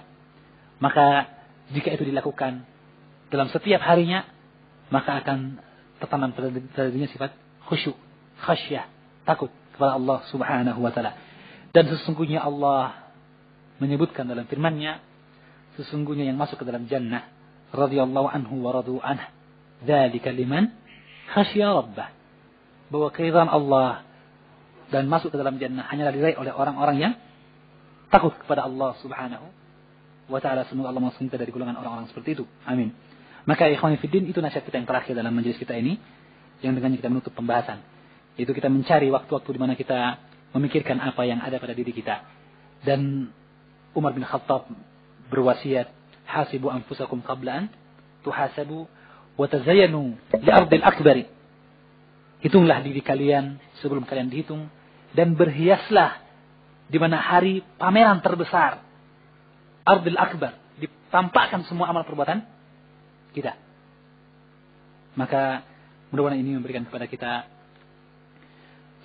petunjuk untuk terus dalam ketaatan kepada Allah Subhanahu wa taala. Amin ya rabbal alamin. Dan kita masuk mungkin kalau ada perkara yang iskal, ada perkara yang ingin ditanyakan oleh ikhwah dalam masalah yang telah kita uraikan ini. Masih ada kira-kira 5 menit. Fadhal.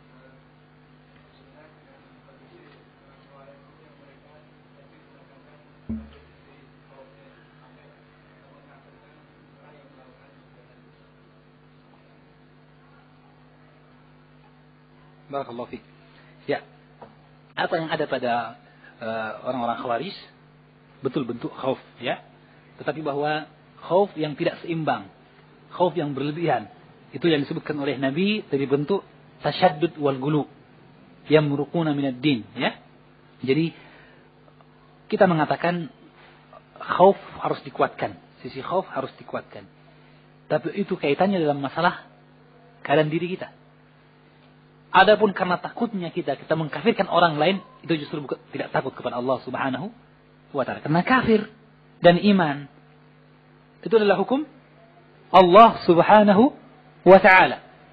Dan tidaklah boleh kita menetapkan hukum kufur dan iman itu kecuali dengan nas syar'i, istinbat yang sharih, yang jelas, ya. Dan ta'yin, penetapan seseorang kafir dan beriman tidaklah mungkin kecuali terpenuhi padanya syarat dan tidak adanya penghalang. Maka dia perkara besar. Maka kita mengatakan apa yang ada pada orang-orang Khawarij dari bentuk khauf, itu adalah khauf yang semu. Ya, ada pada mereka ketakutan kepada Allah Subhanahu wa taala. Tetapi mereka tidak menempatkan ketakutan itu pada tempatnya. Sebab jika mereka takut kepada Allah, maka tidak akan berani mereka mengkafirkan para sahabat. Bahkan memerangi para sahabat. Mereka memerangi para sahabat. meninggalkan ayat-ayat dan keterangan-keterangan yang jelas tentang pujian Allah kepada para sahabat. Tapi terlahir dari mana ini? Terlahir dari salah pemahaman. Su'ul faham. Ya?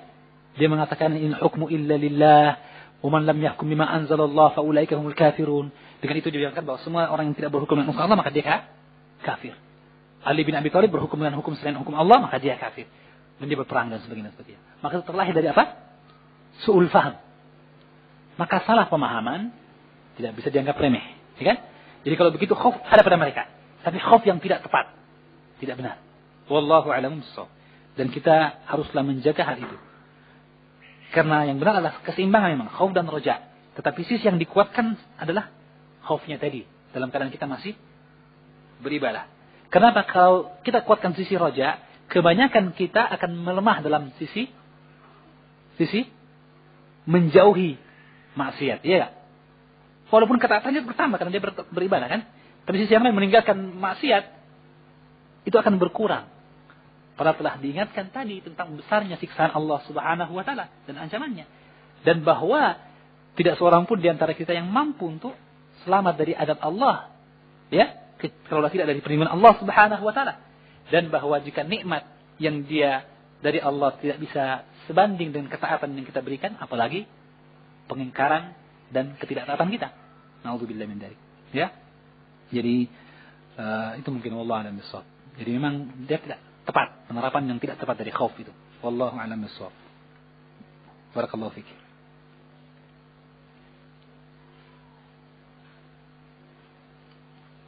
Dari akhwat. Tolong dijelaskan tentang perkara berdoa dengan mengucapkan seandainya. Lau. 2. Bagaimana membedakan dan mengontrol diri kita terhadap suatu nikmat. Apakah nikmat itu merupakan rahmat, karunia dari Allah, atau merupakan ujian yang diberikan oleh Allah Subhanahu wa ta'ala. Tentang perkara pertama, berdoa dengan mengucapkan seandainya. Kata seandainya. Ya. Nah, Nabi mendengar seorang sahabatnya yang mengatakan, lau inni fa'altu kada. Seandainya saya berbuat seperti ini. Ya. Maka kemudian disebutkan bahwa lau ini taftahu amal syaitan, membuka pintu syaitan, ya. Nah, kaitannya dengan doa sekarang. Contohnya misalnya berandai dalam doa.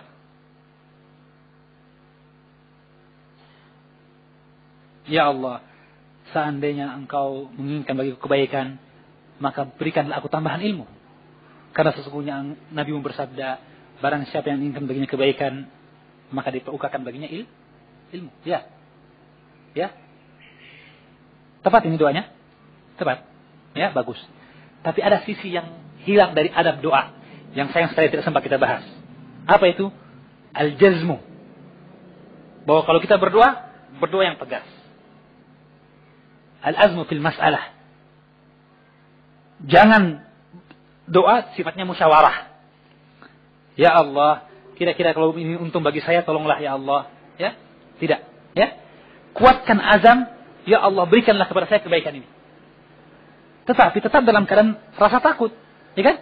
Sehingga kalaupun tidak terjadi apa yang diinginkan, tidak stres. Ya, kan begitu. Jadi azam, optimis dalam berdoa, bahwa dia akan dikabulkan oleh Allah, adalah merupakan adab dalam berdoa. Adab dalam berdoa. Nah, kalau begitu tidak boleh mengatakan lau dalam doa. Ternyata ada tuntunan misalnya. Kalau orang yang sakitnya berat, ya kan? Kan Nabi melarang untuk tamannil maut. Mengharap-harap mati. Ya. Ya. Eutanasia, ya. Tidak boleh. Seorang itu minta untuk dibunuh. Tidak boleh kan? Ya. Tapi dituntut untuk apa? Apa doanya? Ya Allah.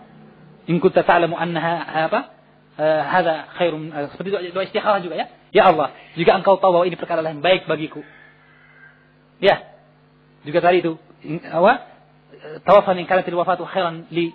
Wafatkanlah aku ya Allah jika kematian itu lebih baik bagiku. Nah, bertentangankah dengan yang tadi? Bertentangankah? Bahwa dalam berdoa kita jazam kan? Pastikan, tekadkan agar dikabulkan, ya. Sisi yang lain kok ada doa tentang masalah lau-lau? Ada yang bisa jawab? Bertentangankah dia? Jawabannya sederhana, ya atau tidak? Bertentangan? Tidak. Ada yang lain? Semua sepakat? Ya. Apa sisi ketidakbertentangannya? Mengapa dikatakan tidak bertentangan?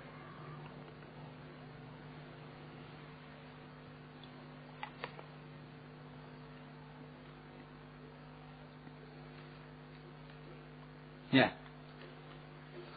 Ya, yang jelas kita sudah paham tidak bertentangan, ya. Wallahu a'lam bishawab. Ya, jadi tidak bertentangannya adalah dari sisi bahwa tatkala setiap apa yang terjadi pada diri kita itu adalah dari kehendak Allah Subhanahu wa taala.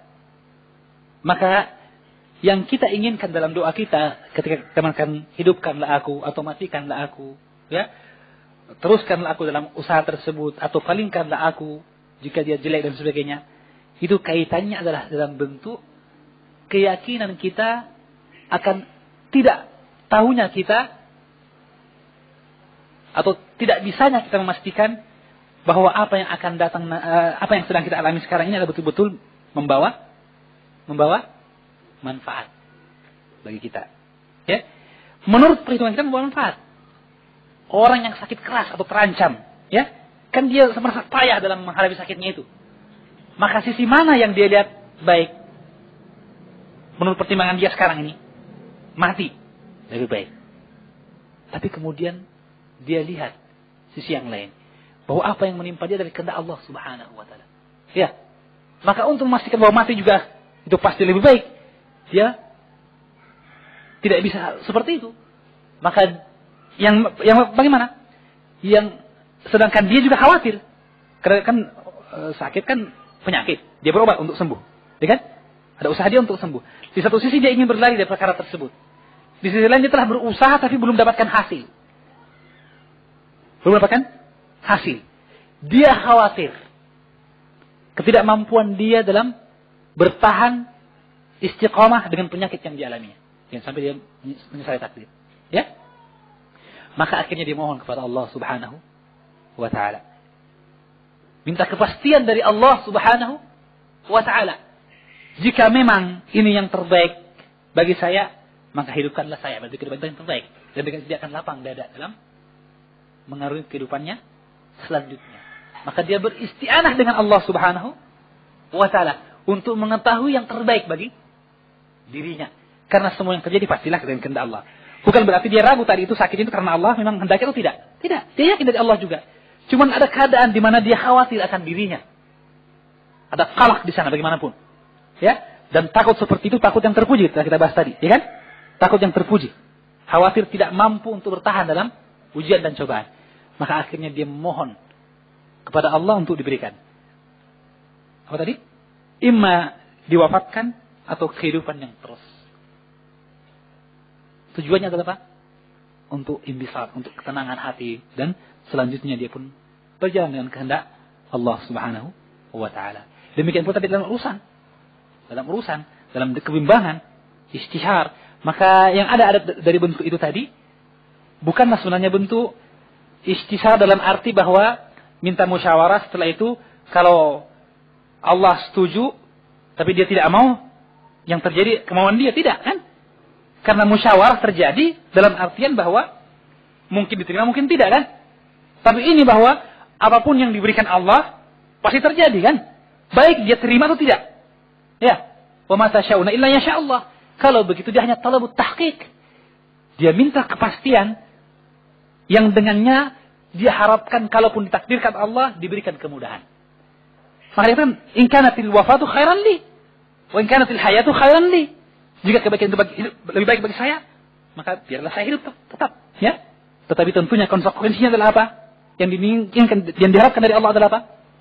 Kemudahan, ya, sehingga dia tetap bertahan dalam imannya dan tidak putus asa dari rahmat Allah, tidak mengingkari takdir Allah Subhanahu wa taala. Sehingga dengan demikian dia beramal berikutnya bagus, ya kan? Hidup atau matinya. Demikian pula kalau dia berbuat istikharah setelah istikharah, ya kan? Lebih tenang dia enggak? Tenang. Lebih tenang dia. Wallahu a'lam. Maka itu sisi lain. Itu tidak pertentangan wallahu a'lam bishawab. Adapun yang dimaksud tadi adalah seorang yang berdoa dengan kata laut tapi dalam bentuk tasydid, ya, dalam keadaan ragu, ya, maka yang seperti ini melemahkan sisi doanya. Kenapa? Karena seseorang semakin kuat dia pengharapannya, semakin apa dia? Semakin kuat pengharapan, semakin kuat doanya, kan? Ya. Dan sesungguhnya orang kafir, dan kita dapatkan dalam Iqta' Shiratal Mustaqim, orang kafir kadang berdoa di kuburan, ya, terkabul doanya. Yang karena itu kadang orang tertipu. Masa syirik, masa berdosa, kalau berdosa masa diterima. Datang ke kubur ini, minta anak banyak, dapat anak banyak betul. Sesungguhnya kita dapatkan dalam Iqta' Shiratal Mustaqim, ada bentuk-bentuk mengapa terkabulkan doa itu, ya. Di antaranya adalah, kita tidak membahas seluruhnya, ya. Di antaranya adalah apa? Bahwa adanya bentuk iftikhar, ya, al-iftiqar, adanya bentuk iftiqar, adanya bentuk ketundukan, penghinaan diri yang ada pada seorang yang kafir itu sehingga dikabulkan doanya. Ya enggak? Allah sebutkan dalam Al-Qur'an hal itu tentang orang-orang yang apa? Yang dalam surah apa? Tentang orang yang di lautan. Tadi juga sebagian ayat sudah lewat. Yang lain yang dalam surah apa? Astaghfirullahaladzim.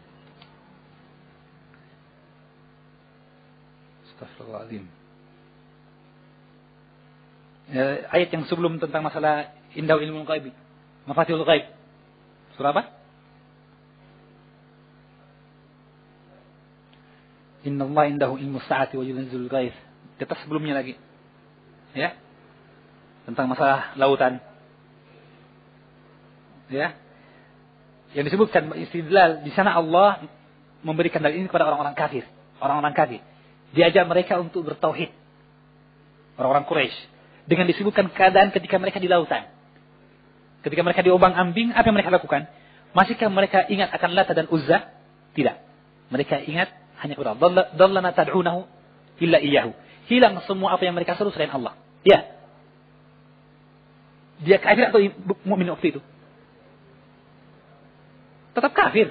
Tidak taat kepada syariat. Ya kan? Tapi ada bentuk iftikhar pada dirinya. Maka Allah kabulkan. Ya. Falamma najjahum ilal bar. Dikabulkan. Diselamatkan. Dan Allah menjadikan dalil akan dikabulkannya doa mereka dalam keadaan mereka kafir tadi kepepet, agar mereka hendaknya berdoa hanya kepada Allah dan taat hanya kepadanya. Ya, maka ini menunjukkan kepada kita bahwa iftiqar, ketundukan, kehinaan diri itu merupakan di antara sebab dikabulkannya doa. Iya enggak? Khusyu'ul qalb, ya kan? Di antara faktor penyebab diterimanya doa. Dan seseorang ketika dia berazam meminta dengan tekad yang kuat enggak iftiqar itu? Lebih kuat enggak mana iftiqarnya? Dibanding kalau dia minta dalam bentuk setengah-setengah hati. Mana yang lebih kuat iftiqarnya? Pengakuan bahwa dia memang lemah dan bahwa Allah Maha kuat sehingga dia minta. Mana yang lebih kuat? Mana yang lebih kuat? Yang yakin, kan? Sebab keyakinannya itu datang karena apa? Dia yakin tidak berdaya, tidak mampu. Akan berkurang keyakinan kalau dia merasa mampu. Seperti yang tadi itu dosa apa? Menghindar dari perkara yang kecil dan perkara yang besar. Kebanyakan kita berlindung dari perkara yang besar, bahaya yang besar, lebih kuat keadaannya dibanding berlindung dari perkara yang bahaya yang kecil, ya kan? Dan itu keliru, telah disebutkan tadi bahwa yang benar adalah di antara berdoa sama keadaan kita. Minta berlindung dari bahaya besar maupun bahaya yang kecil sama keadaan kita. Kenapa? Karena masalah besar kecilnya bahaya tersebut tidak menjadi perhatian kita. Yang kita perhatikan adalah apa? Ketidakberdayaan kita. Dan bahwa Allah Qadir, Maha berkuasa, itu kan? Sehingga perkara yang kecil itu pun ketika kita ingin selamat, ternyata toh tidak bisa selamat. Dan perkara yang kecil mengantar kita kepada perkara yang besar. Jadi kalau begitu tidak disediakan perkara yang kecil, ya kan? Maka kalau begitu harusnya seimbang. Jadi sudah tadi, ketika kita azam, bertekad dalam berdoa, ya Allah ampunilah aku ya Allah, maka lebih kuat dibanding ya Allah ampunilah aku kalau aku berdosa. Ya. lebih kuat ketika kita merasa ampun. Kita mengakui bahwa bagaimana saya pasti berdosa. Dan kalaupun saya tidak berdosa, bahwa sesungguhnya tidak ibadah yang saya lakukan belumlah cukup untuk mensyukuri nikmat Allah Subhanahu wa taala. Selesai, ya. Wallahu a'lamu bissawab. Ada pertanyaan terakhir dan itu tidak cukup untuk kita bahas. Karena sudah habis waktunya. Karena kita mau salat asar. Saya mohon maaf ini. Mudah-mudahan bagi yang penanya mungkin bisa bertanya di luar majelis. Jika memang pertanyaannya ingin segera dijawab. Dan kita mendapatkan jawabannya. Yang benar dari Allah Subhanahu wa taala, yang salah dari syaitan. Allah dan Rasulullah lepas diri. Subhanakallahumma wa bihamdik, asyhadu an la ilaha illa anta astaghfiruka wa atubu ilaik.